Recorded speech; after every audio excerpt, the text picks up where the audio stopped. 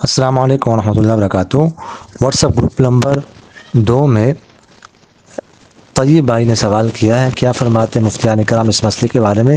ایک شخص جیسی رکعت کو پاتا ہے تو امام رکوع سے کھڑا ہو جاتا ہے، تو کیا یہ رکعت دوبارہ پڑھے گا؟ دیکھیے، اگر کوئی شخص اس حال میں نماز میں شامل ہو کہ امام صاحب رکوع میں ہے، اب اگر وہ امام صاحب کے رکوع سے سر اٹھانے سے پہلے وہ رکوع میں امام کے ساتھ شامل ہو جاتا ہے، چاہے ایک دفعہ سبحان اللہ یا اللہ اکبر کہنے کے مقدار سے بھی کم ہو، تو وہ رکعت پانے والا شمار ہوگا، اس کو رکعت مل گئی۔